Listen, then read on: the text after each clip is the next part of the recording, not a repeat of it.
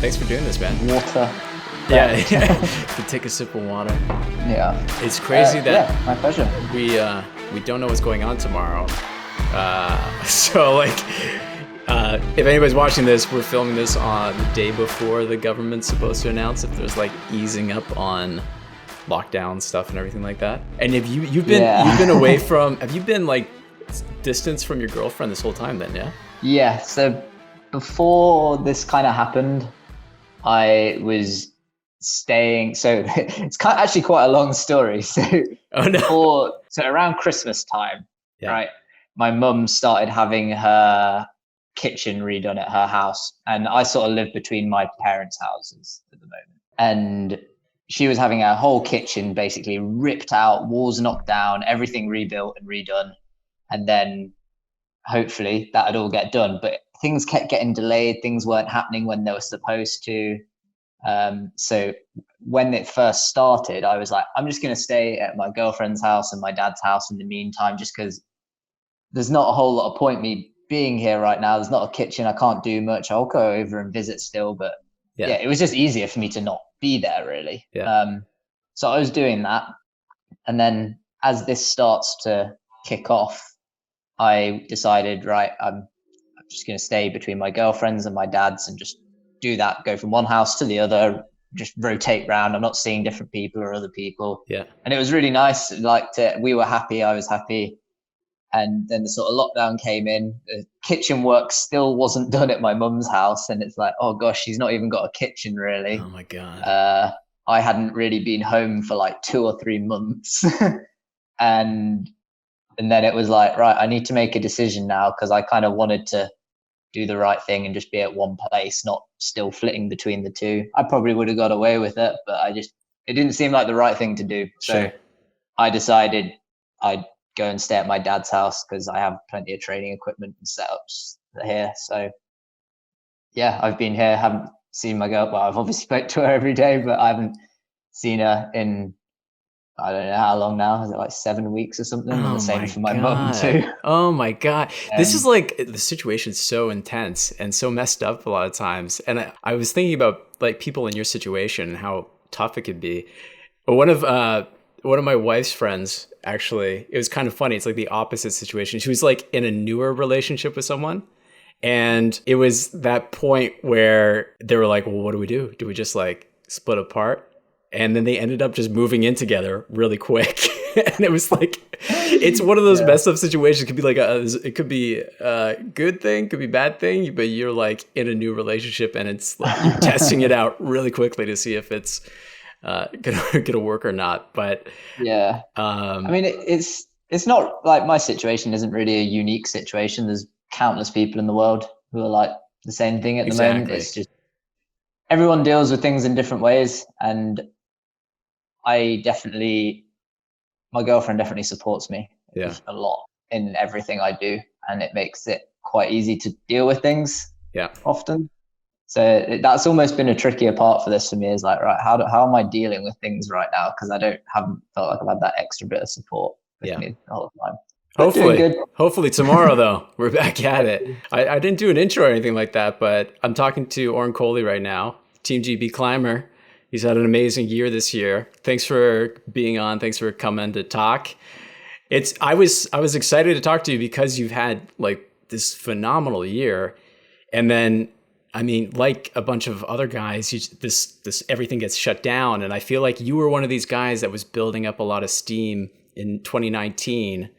And we could jump into what your year was like. I think one point, the BBCs, the British Bouldering Championships, was a tough one for you, but you had all these you sent a lot of great projects outside. Did you get back onto Team GB? Yeah, so I got on the exact same time that Alex, who you had on the last episode, got back on. And to save repeating everything, because he basically explained everything really well, like it's a lot of pressure. It's the only chance. And like him, I also had this annoying situation of like, I'd be on the team and then for whatever reason, I'd get dropped from the team and then I'd get on again the next year and then I'd get dropped and then I'd get on again. And it was this constant cycle of like, right, I'm here, I'm ready to perform. Yeah. I need an opportunity to get used to it and understand and learn a bit, and then I can try to perform. But then I'd never have that second chance to try to perform. It's like you kind of need to find your feet a little bit, and there's various reasons for it all.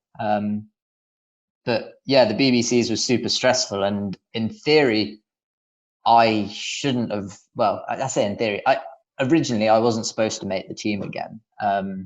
They had a selection criteria, and it meant I was one place out of getting reselected for the team again. But while I was in Switzerland, in the fall. Yeah, while I was in Switzerland, I think when we saw each other there, I got a text from Alex saying, "Mate, have you seen the new selection criteria they've just released?" And I was like, "No, what criteria? I've just sacked it up. I'm climbing rocks right now." It's like, just check it out. So I checked it out, and they basically adjusted it to allow for effectively one or two more people to get selected based off the British Championships. Wow.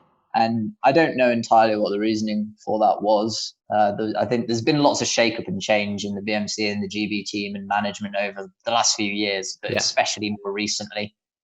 A lot of it perhaps due to Olympic reasons, and the others I don't know all the ins and outs of it, and sometimes I think it's easier for me to not understand all the ins and outs of it. And just focus on at the end of the day, you can do what you can do. You can't control what other people do or other people's decisions necessarily. Sure. Yeah. So, and after kind of a few years of getting dropped, it was like, I'm going to do what I can do, focus on what I can do, and be proud of that, rather than leading myself to potential disappointment and focusing on the negative, which ultimately doesn't really solve anything. Yeah, because if you live and die by whether or not you're on this team or not, and these criteria can change, you're allowing something outside your control dictate how happy you are, and you can only control on how well you're climbing. Yeah, entirely. And I've again, like Alex had, I'd been on the team. So I've been competing since I was 11 years old. Yeah. So that's 13 years now, I think, of competing. And pretty much all that time I was trying to get onto the junior GB team, and I kind of never really managed it. I was always close. I was on the cusp and never just getting selected. And then they started doing speed climbing events, and for whatever reason I was good at that. Oh, really? Yeah. So I didn't know you were a speed climber. I guess you wouldn't call yourself that, would you? No, I don't. I've never really felt like I was a speed climber. I enjoyed it. I still kind of enjoy it to a point, just because it's hard training. You have to work your body hard physically, and then you have to learn the muscle memory. Yeah. And then you go and do a comp, and you try and go as fast as you can. I know a lot of people rag on speed climbing. I tried it once, and I thought it was a lot of fun. Maybe, I mean, I can see why pros would be annoyed because they want to focus on certain disciplines. But there's something enjoyable about it, I think. Yeah, no, I completely agree. I think speed climbing is great, and it deserves just as much recognition as bouldering or lead climbing. But what everyone seems, in my opinion, what everyone seems to get hung up on is that, but it's not climbing. Right. It's not real climbing. It's no, you're right. It isn't normal climbing. It isn't real climbing. I don't know. Yeah. It's different. Yeah. It's like a Mo Farah saying Usain Bolt isn't a real runner because he does short sprints. Yeah. It's no, you do different things of the same sport. And I don't think there's anything wrong with that. You need to understand people like different things and enjoy different things, and that's fine. Yeah. Not hurting anybody by trying to climb a wall fast. I know. And it's different technique. And I would take nothing away from those people who just focus on speed climbing. To be able to do that in 5 seconds is an insane human achievement. And anybody that can get close to that is a top level athlete. It's amazing. It's real hard. It's not an easy thing to do. You need to get strong, and you need to get perfect. I think Yes. like speed climbing, there's so little room for mistake. If your foot goes like that far to the right of where you'd normally put it, you're out of the comp, game over. Doesn't matter. Yeah. Yeah. Like, so my first ever time representing like Team GB was in 2012 in a Wow. European Cup or European Championship in Gemazac in France. And I got to do the speed climbing. That was what I managed to get selected for because I had a fast enough time in the British Championships. And basically it was me and one other chap who basically was there just to do speed climbing. And then a few of the other team members got to do it just because they were on the team and they were there at the time. I think they've hopefully changed that rule because it wasn't hugely fair that I think we had to work so hard to do it and get a certain time. Mm-hmm. And then other people were able to just do it. But that's kind of happened a lot over the years. And it's just been things have changed and there wasn't much interest in speed climbing. It was basically me and the other lads who were the only people who were particularly interested in it at the time, at least in the UK. Yeah. That was how I kind of got to do it. And I sort of did continue doing that for quite a while, a year or two maybe, while still pursuing like bouldering and lead climbing just as much. Do you find the mindset is a lot different? I don't know if people out there, some people may not have raced before, but when you're in a race with someone, you are really going head to head. It really matters what the other person does. The psychological game's a little bit different because when you go to a boulder comp, it's all in your hands and how well you can perform. Same with lead. Lead, there's a time aspect, but it's like how fast can you get up and how perfectly can you do it. Speed, it's really like you against the other person. Yeah. Does it feel a bit different psychologically when you line up and put your toe on the starting point? I'm pretty sure it feels different. It was like, because as well, you can see how they're doing as well. You know what they're doing as opposed to bouldering.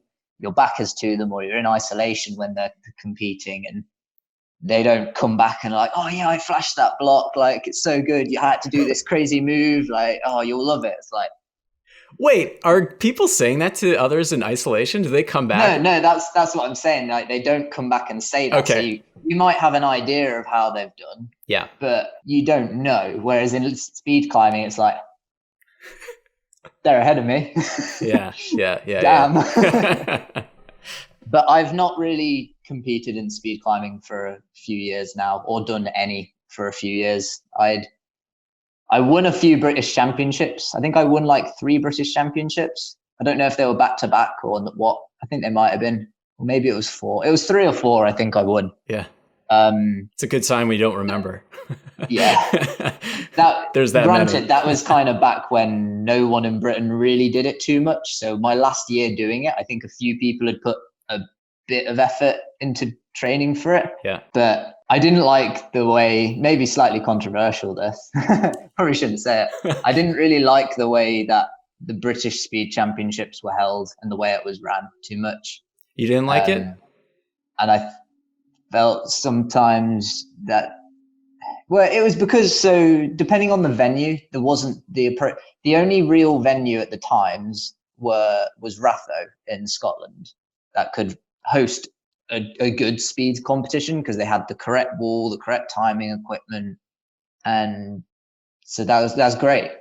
When it was in Sheffield, the wall is a bit too short and they never had the correct timing equipment. Okay. So there was one time where the timing equipment was each climber would have 3 judges and each one of those judges would have had a stopwatch in their hand. And so when they said go, they started the timer. Oh my God. And then they just picked the middle time from the 3 judges for that one climber. And it was just, it's demotivating when you actually cared about something, but the way it was ran didn't support your care in a way. And this is I a just sport lost that comes all down sight for it, basically, and never wanted to do it again because of it. Oh my God. Yeah, it's kind of lame, really. I think about it sometimes because a new wall opened up. Well, I say a new wall. A climbing center was rebuilt not far from me, called Bear Rock. Is it called Bear Rock still? It's at Warwick University. Yeah. And they built a speed wall. And I was kind of keen to have a go at one point, but I just don't feel motivated to do any speed climbing, really. And I'm really passionate about my bouldering and my performance and that. I've always cared about it, bouldering, like way, way more. Yeah. So it's kind of like I'm totally content just doing this. Like there's so much more I want to do and I feel I can achieve with bouldering, whereas speed climbing is just competition. Sure. And that my passion isn't just competition. Yeah, you've got a lot of focus outside as well. Last year, so do you want to tell people about you did a bunch of V14s last year. I got to see you on Neverending Story. I know you did a video with Epic TV, was Tomahawk, another 8B plus. And what did you do an FA as well up in your area? Yeah. What's that one called? Well, I'll start at the beginning. Yeah, okay. It was a good year. Yeah, so at the end, so we're talking about 2019, aren't we? Yeah. So at the end of 2018, I found out I'd gotten dropped from the team. And I decided at that point, I was like, right, I'm going to try and get back on, but I'm going to do things differently. I'm going to make sure everything I'm doing, I'm enjoying, and I'm trying my hardest, which there's pros and cons to that. Sometimes you need to do the things you don't enjoy. But I just decided I needed a change to do something a bit different. So I was only going to enjoy myself, focus on goals like that.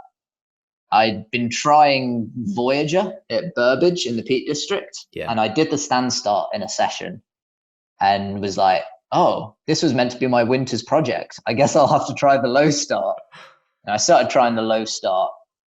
And I hurt myself in a competition during this working period. So I'd quite badly done in my shoulder. I think it was nerve damage or something. And I ended up having a couple months off, seeing physio and having to really gradually increase intensity. And it was like, right, well, project plans are thrown out the window. This sucks. I thought I could have done Voyager. Yeah. But, and in the end, I got the okay to start climbing again. And my physio told me off because he was like, you need to start trying harder and stop being so cautious because we're never actually going to know if you're improving. Wow, your physio told you that?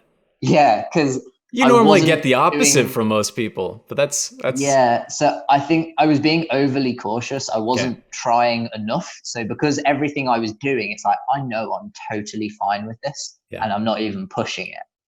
But you can't increase your strength or look after it or improve it if you're not testing regularly. Yep. So, and I wasn't even testing it to see how it was. I was just like, it's okay. If I do easy stuff, it's okay. So I went to try, he was like, you need to try something hard. So I was like, I'm going to go to Burbage and try Voyager low start and just see. Mm-hmm. And I matched my high point or got one move further and was like, I think it's good. I think the shoulder's all right.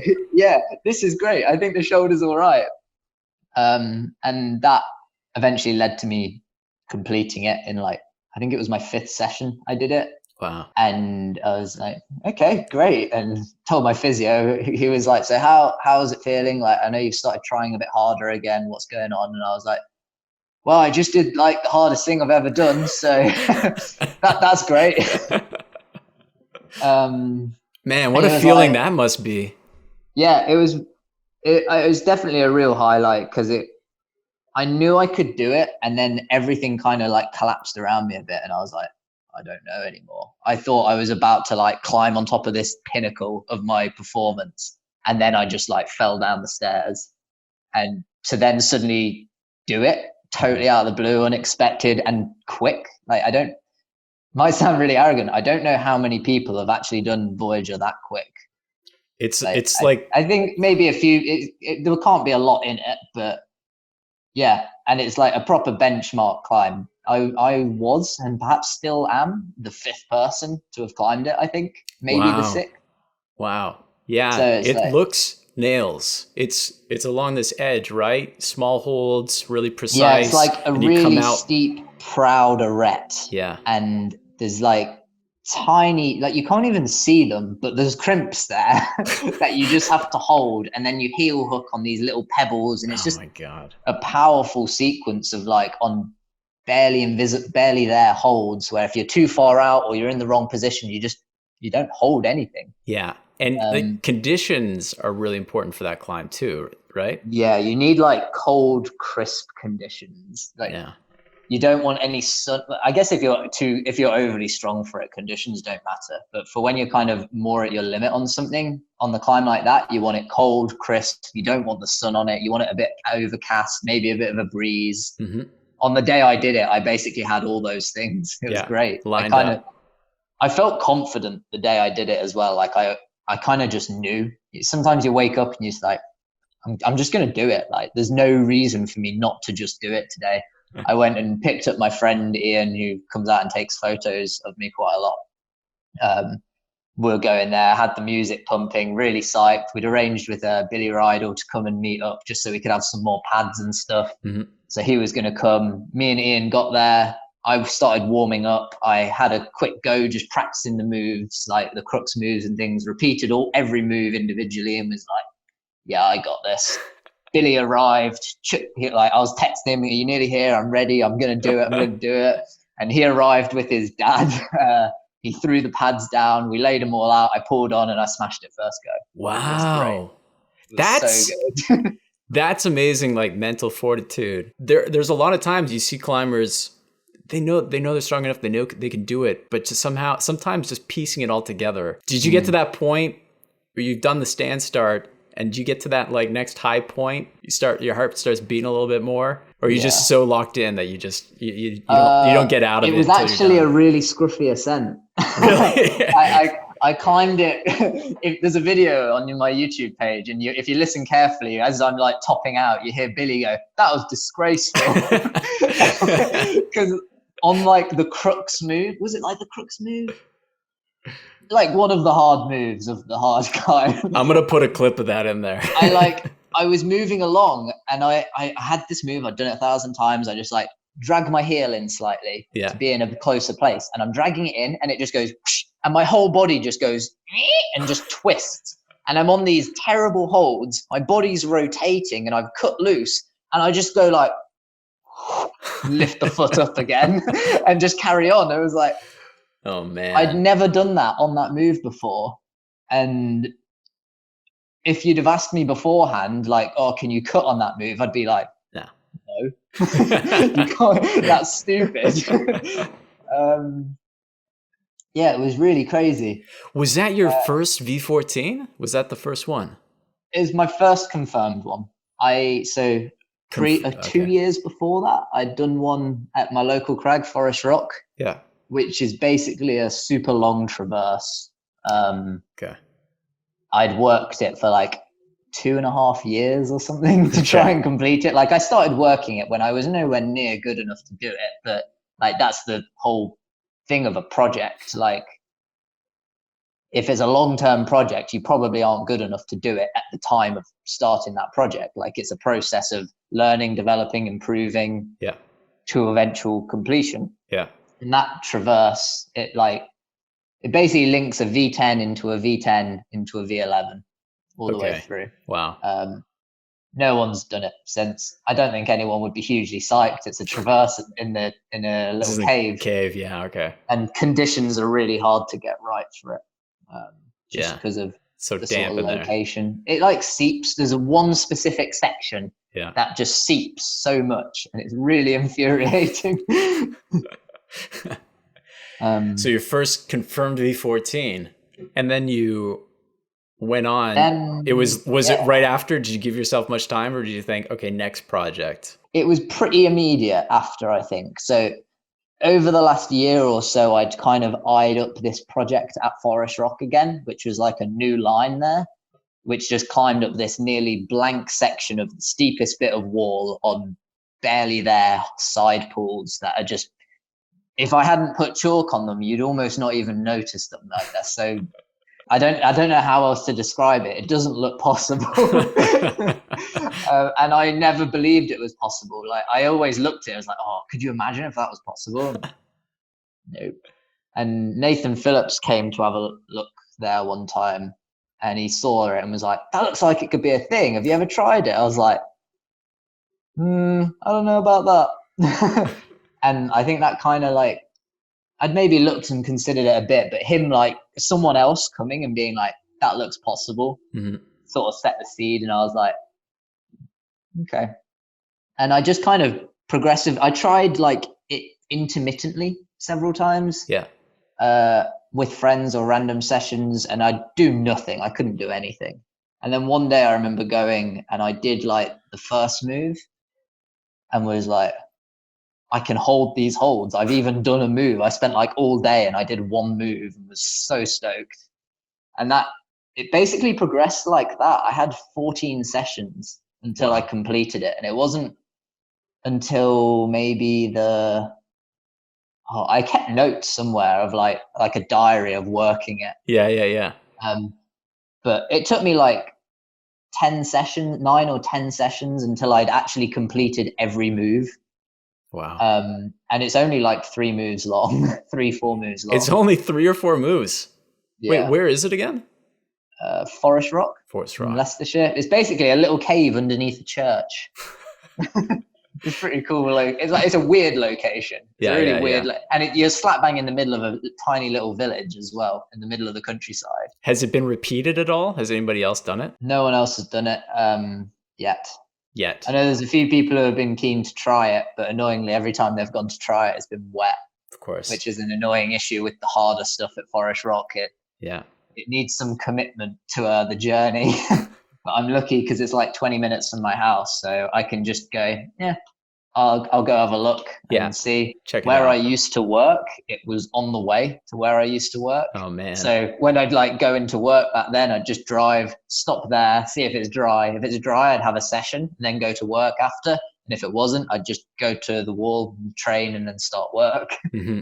When you're picking a project, what are you looking for? Are you looking for something that suits your style? Are you looking for, I guess it depends on the level of project you want to do, what you're pushing. Obviously that must have just been pure interest, like something that's never been climbed before. But do you like to stick to things that suit your style when you're trying to get those next, like really pushing the grades? So I mean, that one was more like I wanted to try something I believed was impossible at first. It was kind of like about me wanting to I've reached a new level. Yeah. So like almost the style almost didn't matter in a way for that. It's like, I want to do something that I know is a bit out there. Yeah. So I could really believe I've improved a lot. For other things, I think I'd often, if I'm trying to reach a new level, I'd probably try and do something I'm comfortable with, I guess, just so you want to give yourself a better chance. Yeah.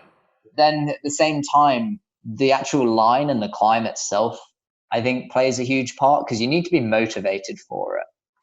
And if you're not motivated for it, like it's not a cool climb, it doesn't inspire you. Yeah. You're not going to try as hard, I think. Would you say new baseline? That's why that was a natural next climb afterwards? Yeah, that was actually the following climb. I'd tried it a bit over the years on various trips, and I'd actually done every move, but I just never bothered trying to do it because I just thought there's no way. Yeah. And then for that trip with Sam and Francis and Dolly, we'd all decided, right, we're going to project. Projecting is the goal. Yeah. And new baseline was the project for pretty much all of us. But then people ended up finding out different projects. So I happened to be up there at the same time. We knew our dates were going to overlap, so we were going to try and film some stuff. There's a video on my channel too, and you have your climb as well on yours of you projecting new baseline and working it out. But the setup was insane because you did it on your last day. I remember it distinctly. We were close by, and I just heard this scream in the woods, and everybody's like, "Orrin just did new baseline." I think ran up. That was like the best experience on a climbing trip I've maybe ever had. Because you put so much work into it, right? I kind of trained a bit for it beforehand. And again, I had the same issue of that previous shoulder injury. It kind of flared up a little bit just a few weeks before. So I was suddenly like, right, feet off the pedal, slow down, and just hope that I can be fit, because new baseline has a super shouldery crux. Yeah. Like really intense on the shoulders. And we went on the first day, and as it turned out, I was kind of all right on it and I felt good. So I just kept trying it, and then I think I pretty quickly linked it in 2 halves, but it just seemed insane to fight all the way through the whole thing. And I was having loads of difficulty with the start, like just sticking on to the start holds and doing those moves. Yeah. It's a funny If one. anybody's listening, you haven't seen New Baseline. It's literally this thin crack that goes across a boulder and then up. It starts with this insane heel hook that you talked about. It taking you a while to try and stick that first bit, and the crack that goes along is sloping as well, and you almost have to like wedge your fingers in and crimp along the way. Yeah. And then that link you talked about, you got to like cut your feet over, and you're popping up to another hold that's pretty far away, and you're almost like Gastoning with like nothing. Is that right? Yeah, it was like a tiny little thrill if you could. I think so. Every go I tried it, I was doing like a 3-finger full crimp Gaston. Yeah. And then the go I did it, I did that, and then just for whatever reason, just went and creeped my pinky finger on. Really? And that's when I did it. Like I'd never done the move with the pinky before. And that unlocked and then it. The go I sent it, I just was like, pinky. Climbed through it. The pinky, that you don't think about it, but I find that my back 3 are stronger than my front 3 when I'm doing the hangboard stuff. I don't know about you, but I wish that was the case. Really? You ever watch Andre? He's like, I'm trying to save skin for the top of the climb. So you'll see him just like use his back 2 or back 3 fingers and just like save the skin on his index. Anyway. I think that's kind of, some people laugh at his sort of plans like that because it sounds a bit far-fetched and crazy. Yeah. But I think it's a sign of like, it's part of the reason it explains so clear why he's just another level above, because he thinks about these minute details of how he could change something to benefit him. And like when you're working at your limit and max performance, any marginal gains you would normally take. Yeah. So why does something like, I'll crimp back 3 only until the crux where I need my index finger with good skin? Why does that sound stupid? Like it's perfectly sound and logical when you look at it like that. Can you notice these minute details at that high level? Because when I look at guys like you, everybody on the Team GB, you guys are all just seem so strong. It's hard for me to really grasp these little differences. But do you guys have a better understanding of these small differences that you guys have, or what? Can you see the next level? Like, what is the next level for you? Yeah, I think you can see the minute details. If you can't see them, you're not at that level, really.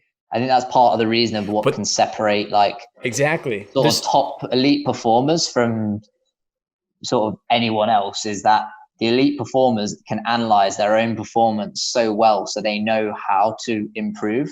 Like if I fall off something, I guarantee I pretty much always know why I've fallen off it. Yeah. And there's plenty of better people than me, but they will also be doing the same thing as me. So I guess you just sort of reach a level and it's like, I know what I'm doing wrong.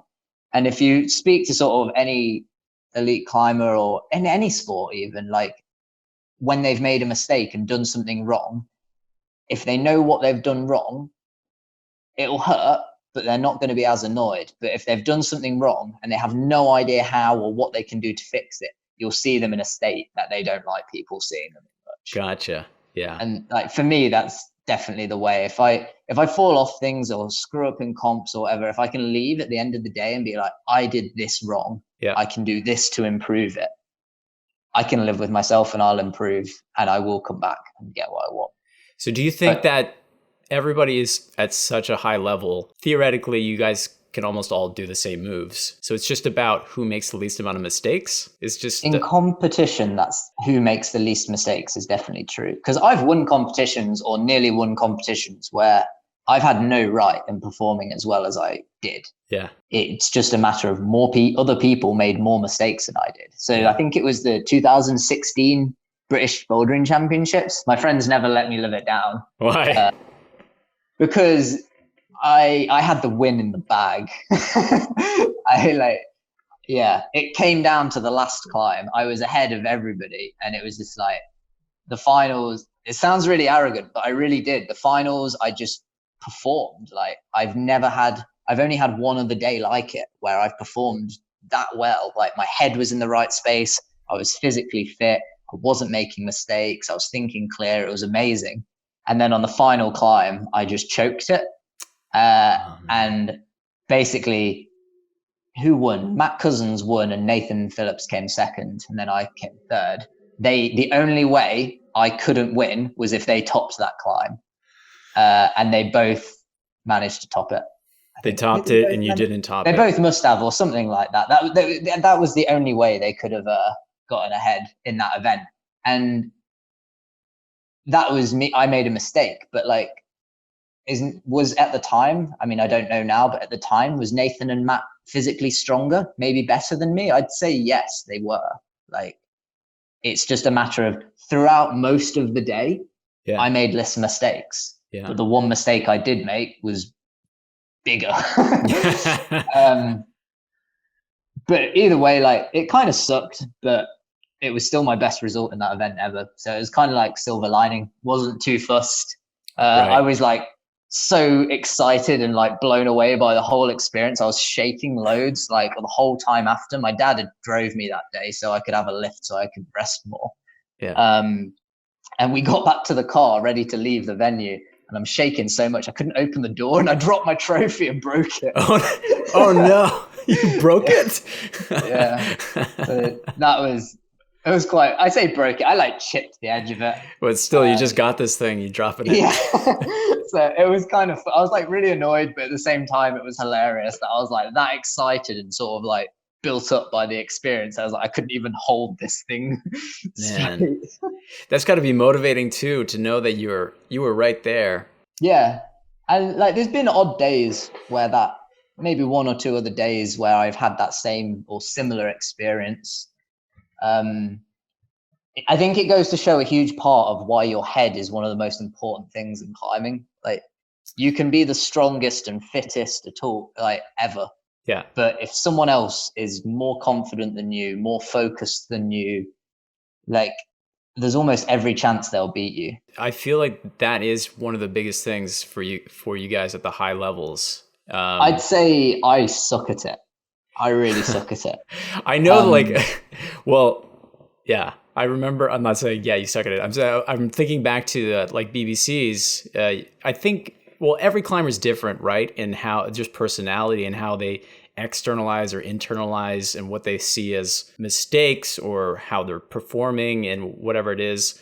And I remember at BBCs last year, I think it was it semis or was it qualifiers? I can't remember. Probably qualifiers. You still made it through the semis, but you definitely weren't performing. That was like the worst I had performed in a BBC qualifier in, I don't know, like 5-6 years. Yeah, because you're so strong that you're still able to make it to semis, but I mean, everybody could tell you weren't having a good time. Well, it was close though. I nearly didn't make it. I think I don't remember exactly, but I only made it by a couple of places. It was real hit or miss. Yeah. And then you finished what, like 7th or 8th or something like that? You were just out of finals, if I remember correctly. 8th, I think then. 8th? Because I think Alex was 7th. Okay. Believe he made, because there were some appeals on someone else's result. And the difference it had potentially made could have meant he made the finals. Yeah. In the end, it didn't really. Nothing changed. He didn't make the finals and I was just behind him. So yeah, I must have been 8th, I think. Okay. How does someone get better at mental game? Is it just putting yourself through those situations all the time or something else? That's a really good question. And I think it's different for everybody. Because everyone's head is different. Yeah. And it could be to do with some people might be able to separate their performance in sport from their like life performance. And for me anyway, my head is this like jumbled mess of like unable to think things through sometimes and getting anxious about like thoughts and working on those things. So I've always like struggled with anxiety quite a lot. And just the process of me going and being like, right, I want to learn and I want to improve my head game. Yeah. That means I need to sit down, at least the way I see it right now. I either need to go and talk to somebody about it or I need to sit down, pick up a psychology book and just start reading. Yeah. And I've never been able to force myself to do that first step. Yeah.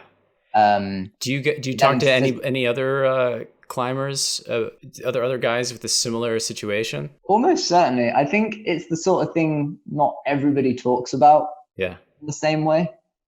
Some people are more comfortable talking about it than others because ultimately it comes down to a very personal experience and feelings. And sometimes you just don't want to talk about it too much. I know some people see sports psychologists or talk to the odd person about like sports psychology. Mm-hmm. And then some people are really good at just sitting down, picking up a book and reading about sports psychology to improve on it. And I think they definitely help. You just need to be able to sit down and take in what you're reading or being told. Yeah. And really think about how you feel. And then you need to learn how to associate those feelings and situations with like your performance in a way. And put those into practice somehow in order to take control of those situations. Do you notice a difference in that feeling but from competition to outside? Is outside feel a lot less pressure? Is it like gone completely? Yeah, outside the only ever pressure you might have really is time. Right. But it's not that time runs out and it's game over. It's time runs out. You have to wait a while before timer starts again. Yeah. And I guess it depends how much you let that timer get to you. Mm-hmm. I guess there can be other things that are the issue. Like maybe it's just hard for you to go there. Or maybe it's just the climb's really hard and you just want to get it done and it pushes you so hard physically. Because there can be some occasions where like a climb is so hard for you, you need to dig real deep, like to that sort of inner level that you just hide most of the time. It's only for emergencies to get up it. And I think consistently digging into that space, it's really hard emotionally. At least for me, it is. I've always thought I'm quite good at being like, right, flick the switch. I'm trying hard, like ultimate power mode's engaged. I'm giving it everything. Yeah. But when you try and do that regularly, it's so exhausting on the body and mind. I bet. You almost have to put your body in that. It's like sympathetic or parasympathetic. That's the fight or flight. Like to pretty much access that excess. Yeah. Like that's exactly it. Neanderthal strength. You need to really go there. The downside of it though is like I've always, whether this is true or not, I don't know, but I've always kind of looked at it as your body like puts limitations on itself. Mm-hmm. And you can either try and push them just a little bit each time to improve, or you can do like crazy step past your limits and do something crazy. But the reason your body puts these limits on you is to stop you hurting yourself, which is why you need to try and build up gradually. Mm-hmm. And so like digging that deep all the time, I think can be risky if you're not preparing yourself appropriately for it. But then there'll be some people like who they train really well. They've got their body well toned, well built up. They're really well balanced. Mm-hmm. That for them, there is in a way less risk for digging that deep. And it becomes easier to keep digging that deep, which means in turn, they're probably going to keep improving even more. Yeah. How do you notice any difference if, do you react well with people watching or like a film crew? I know you've done like the epic TV stuff and everything like that. And I know some people, I'm always conscious of this because I am filming people a lot of the times. And I used to be an actor and I know there's a lot of etiquette on set, especially when there's an intense scene or something, to try and not take the actor or athlete out of it because there's so much focus and stuff involved. And I know sometimes, I don't know, I'm not sure how you feel about it, but do you notice a difference when there's a crowd or do you respond better to that? I love a crowd in a competition. Yeah. I don't know, not everyone feels that way. I don't know why I do. I think I just love the energy. Yeah. I've always been quite shy, I think, but then there's this feeling of doing the thing you love and the thing you know you do well in front of so many people and being like, it's arrogance. I think I don't think there's any other way to put it. Like sometimes it feels a bit good. It feels good to be a little bit arrogant sometimes, and I think that's where that feeling for me comes from in terms of like competition. I love that feeling of being on the mats in front of like the crowd and being like, right, I'm going to do my best right now. It's pretty nice. I mean, I wouldn't, arrogance sounds so negative. I wouldn't say arrogance, but I think it's got to be a good feeling because you put so much time and effort into something. And I think it's a nice thing when there's people there to cheer you on for doing that thing that you're so good at. And when you're doing it well, you talked about being like that one competition where you performed your best. I've talked about this with Louis and others before about being in that flow state when everything's just like clicking together.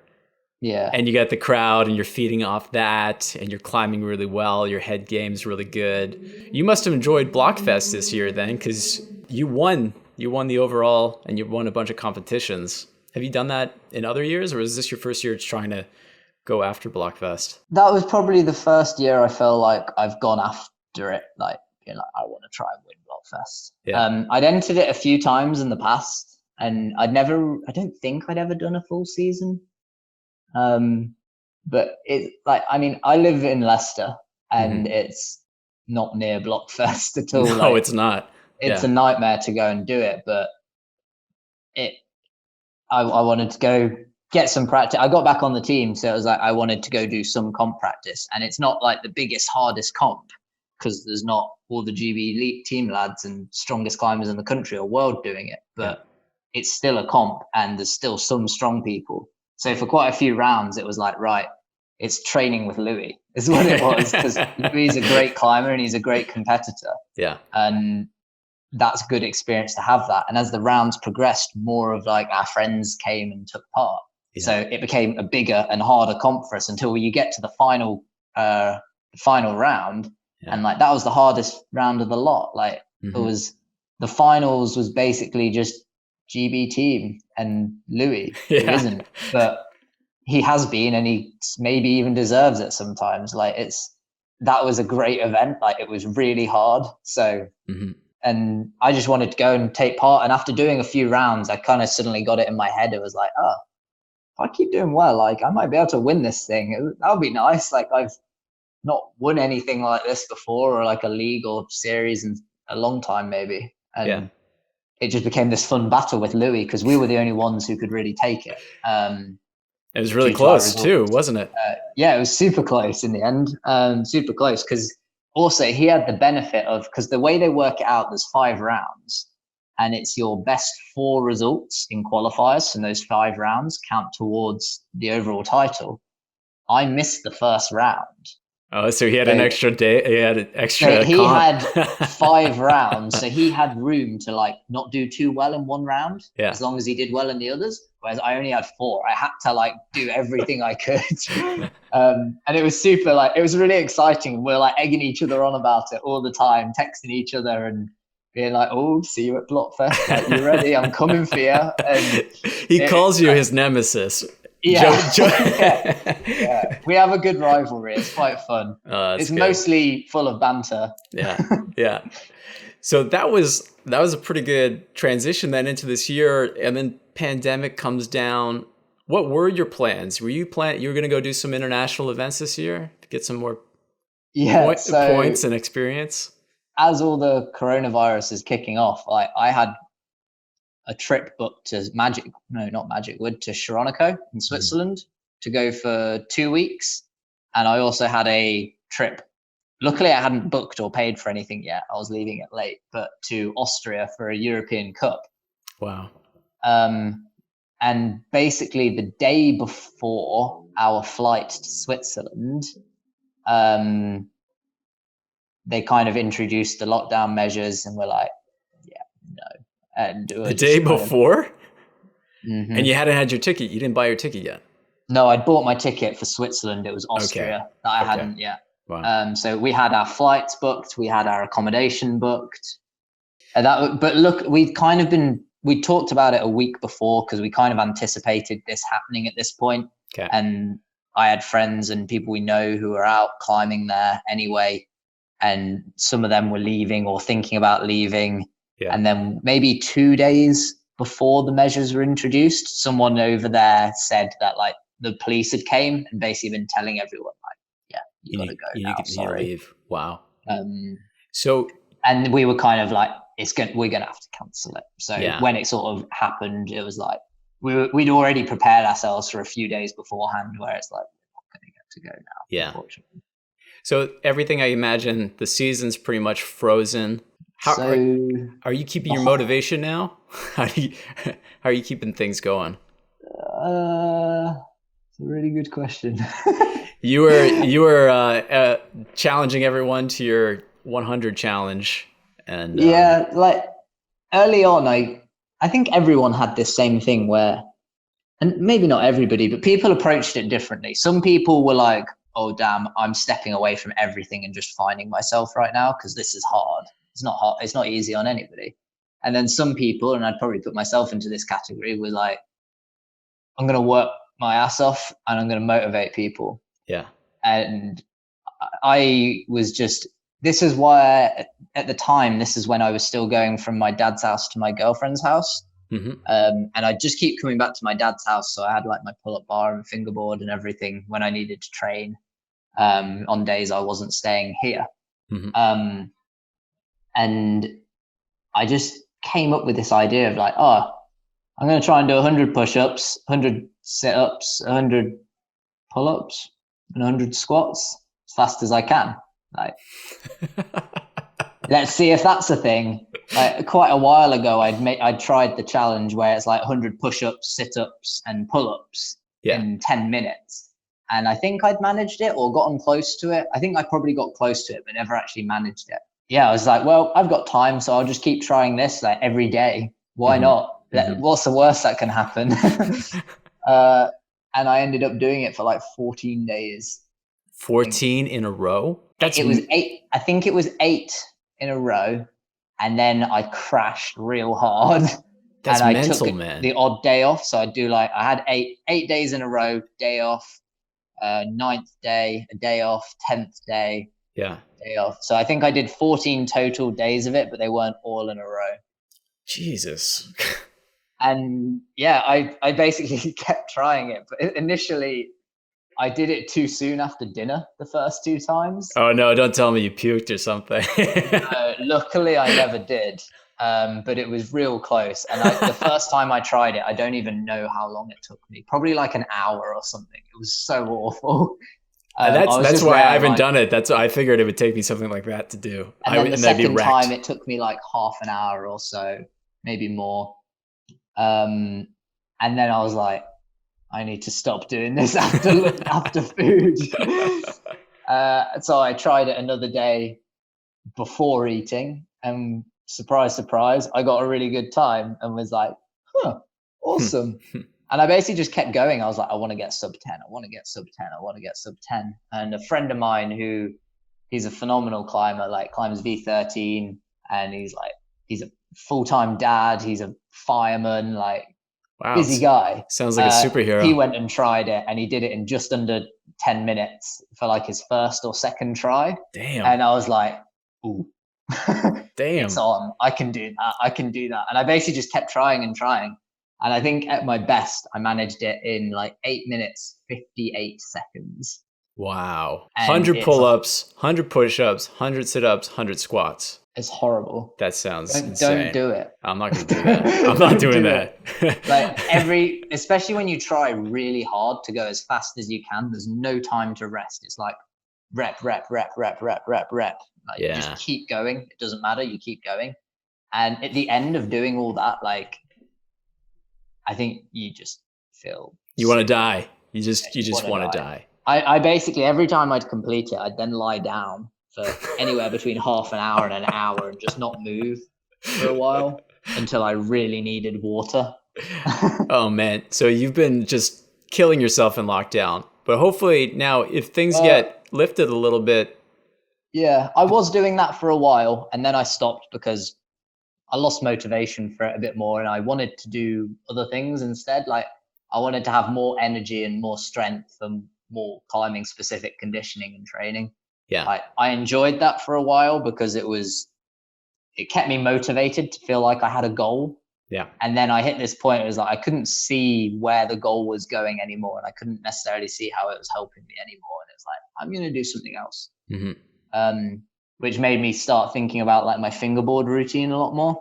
Sure. Because you said earlier, like you think your back three is stronger than your front three. Yeah. That's definitely not the case for me. Oh no, it's the front No, three my for back you. three are way weak. Well, more specifically, like my back two are Yeah. really weak. Up until maybe a month ago, I had never so much as even hung off just back two only. Even two arms, like never even been able to hang it. Yeah. So I was like, I'm going to work on this. And I came up with this plan of like a routine to go through and obvious steps of progression over time to improve it, and bits to like measure my performance so I know when I've improved.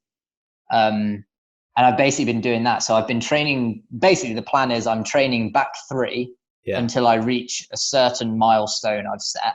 Yeah. And hopefully at that point, which is going to be several months down the line still, I think. But at that point, I'm going to be like, right, I can start to try back two now. And then I'm going to go through the exact same progression that I've done, but for back two instead of back three. And it's been working, like, because I think specifically training back three has helped, because after like a handful of weeks, I was able to do a 5-second hang on back two for the first time, which for some people might not be hugely impressive, but like I've never been able to do it. So I was so stoked. No, that's pretty great. This week, was it this week? It might have been early this week. I did a pull-up for the first time, my one single pull-up back two for the first time ever. And it felt absolutely awful, was super maxed out, but I did one pull-up. Are you doing that on a 20 mil edge? I don't actually know what size it is. Next you'll do the pinkies front lever, right? Yeah. Well, that would be a good end goal, I guess. I can do the mono front lever, but like middle fingers are pretty strong. I don't think, for me anyway, like, well, I think for quite a few people I've had this same conversation with, doing a front lever off like an edge is way easier than a bar because of the position your wrists go at. So anyone who's watching the video will see, like, when you're on a bar, your wrists are cocked slightly like this. Yeah. And I think that puts more strain and it makes the lever harder. But when you're on like a fingerboard edge or any sort of edge, like your wrist is kind of in line with your forearm a lot more. Yeah. And I think it takes less load out or something. Huh. So if I'm doing, obviously it depends on the edge size, but like if I'm doing a front lever on, like, let's take the Beastmaker 2000 as an example because everyone knows it really well. Yeah. I could do one on the small outside crimps on it and it'd be fine.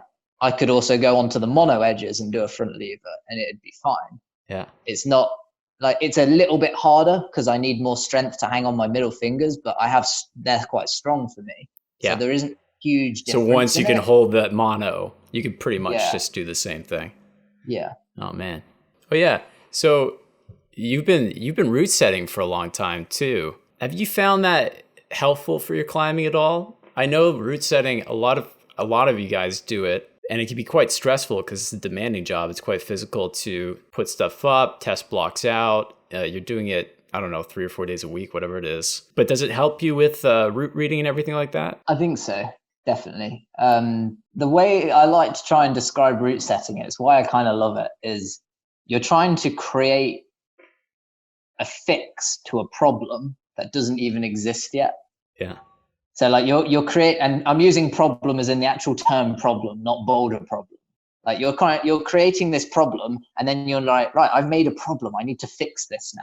Yeah. And so it's this whole process of working out the subtleties of like, how can I make this correct and make it work? And how can I make it the only way of doing it or the best way of doing it? And then when you work with a team on it, it's even better sometimes because they'll find different solutions to this problem. You're like, I didn't think of that. I need to change this so it doesn't happen or it doesn't work that way. Or maybe it's a much better idea and you need to like ride that wave of their idea and incorporate that somehow. The whole process of route setting is problem solving. And that's all you do when you climb. You're just problem solving. It's just, you have to put a bit more thought and effort into the solving part when you're route setting. Pretty much all the guys on the GB team are route setters, basically. I know I am, Billy is, Nathan is, Matt Cousins is, Dave Barons is, Alex Waterhouse does a bit now too. Who else? I can't even remember who else is on the team. Then there's Aidan Roberts doesn't, but he has done the same with like I don't know if the younger lads do any route setting like Max and Hamish. Yeah. I'm probably forgetting someone. It's a big team though. I remember It's looking a big, at the rosters. right now it's a relatively like big team, but it's really 14 of nice you. because there's a good mix of people. Yeah. And we're all at different levels of experience when it comes to international competing.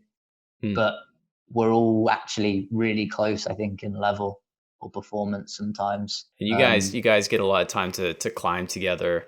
It seems like a really strong team. There's more time to climb together now than there perhaps was. Sure. But I think that's more just because right now our management seems to be in a good place of management, basically, creating that synergy on a team, right? Yeah, well, it's more creating the opportunities to allow for synergy of the team. Sure. We didn't really have much team training sessions in the past.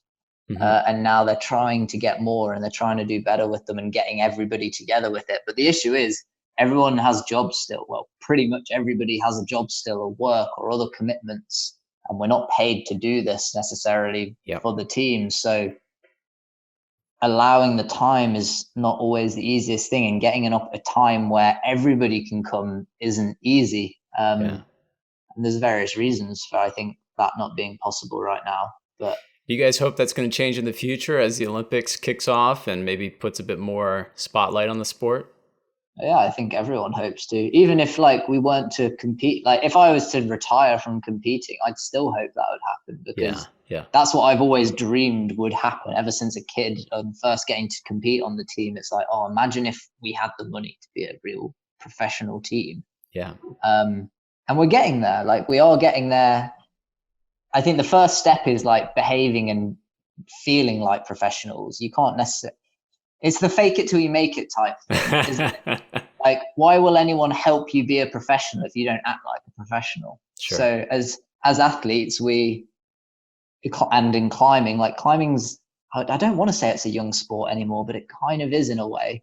And I think in a younger sport, people don't necessarily, climbers feel like rebels in a way sometimes, I think. And it feels silly to say that, but I think there's a certain element of truth to it. But if we all act and behave like professionals, there's going to be more opportunity for us to be professionals. Yeah. So right now, we don't all train together all the time. Lots of people live in Sheffield or live together, so they do get to. I live an hour and a half from the next GB team member. If I want to train with people, I need to go and see people, basically. And with work and family and other commitments and things like that, it's not always possible to just be like, right, I'm just going to go train with those guys up in Sheffield for the day. Yeah. And when I can, they're working or something sometimes. So you have to make your own way. Do you got any thoughts about when the climbing gyms might open up in the UK again? We don't know, but do you have any sense of it? I think it's going to be a little while away still, unfortunately. Yeah. You think it's going to be one of the at least last at the time things? of recording this. I don't know when you're going to put it out, but right now on the 10th of May, no clue. I don't think it'll be for at least a few more weeks, unfortunately. There's also lots of things that need to change in climbing walls, in how they're ran and our operating procedures. I've just been having a chat with our management team at Social Climbing in Leicester today, my wall, about our plans, what we're going to do for reopening. And we're all our little team of sort of us. We're taking notes. We're writing down loads of notes at the moment of right, I've got this idea of what we can do to help us when we reopen, to keep our staff and our customers safe and make sure as many people can enjoy the place as possible. Because ultimately, if we can't keep it all safe, and if other people can't respect that and keep it safe, we can't and we shouldn't open. It's not the best thing to do, as much as we want to.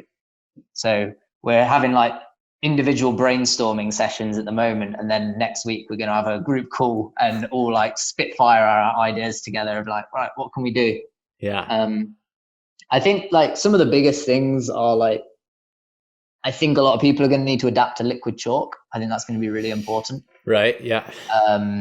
It's cleaner, makes less mess, gets less stuff everywhere. It's got the alcohol component. I don't know if that helps too much, component, but hopefully. So there's swings and roundabouts of that, I believe.